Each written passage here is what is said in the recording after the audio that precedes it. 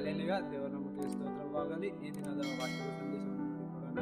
ಯೆಶಾಯನು ಬರೆದ ಪ್ರವಾದನೆ ಗ್ರಂಥ 58ನೇ ಅಧ್ಯಾಯ 9ನೇ ವಚನ. ಆಗ ನೀವು ಕೂಗಿದರೆ ಯೆಹೋವನು ಉತ್ತರ ಕೊಡುವನು, ಮೊರೆಯಿಟ್ಟು ಕರೆದರೆ ಇಗೋ ಇದ್ದೇನೆ ಅನ್ನುವನು.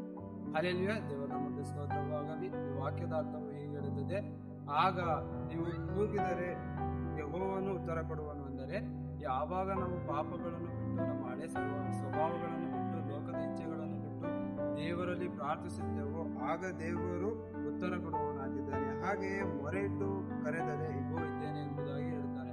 ಅದೇ ತರಹ ನಾವು ಪಾಪಗಳನ್ನೆಲ್ಲ ಬಿಟ್ಟು ಮೊರೆಯಿಟ್ಟು ದೇವರನ್ನು ಪ್ರಾರ್ಥಿಸಿದಾಗ ಇಗೋ ನಾನು ಇದ್ದೇನೆ ಎಂಬುದಾಗಿ ದೇವರ ವಾಕ್ಯವು ಹೇಳುತ್ತದೆ. ದೇವರು ಈ ವಾಕ್ಯಗಳನ್ನು ಆಶೀರ್ವದಿಸಲಿ. ಪ್ರಾರ್ಥಿಸೋಣ. ಪರಿಶುದ್ಧನು ಪರಿಶುದ್ಧನು ಉನ್ನತನು ನೀತಿವಂತನು ಅಗಮ್ಯನೂ ಆದ ದೇವರೇ, ಅಪ್ಪ ನಿಮಗೆ ಸ್ತೋತ್ರ ಮಾಡುತ್ತೇನೆ. ಅಪ್ಪ, ಈ ವಾಕ್ಯವನ್ನು ಕೊಟ್ಟಿದ್ದಕ್ಕಾಗಿ ನಿಮಗೆ ಸ್ತೋತ್ರ ಸಲ್ಲಿಸುತ್ತೇನಪ್ಪ. ಈ ವಾಕ್ಯವನ್ನು ಕೇಳುತ್ತಿರುವಂತಹ ಮಕ್ಕಳನ್ನು ಸಹ ಆಶೀರ್ವದಿಸಿ, ಈ ವಾಕ್ಯವನ್ನು ಸಹ ಆಶೀರ್ವದಿಸಿ. ಯೇಸುವಿನ ಪರಿಶುದ್ಧ ನಾಮದಲ್ಲಿ ಬೇಡ್ತೇನೆ.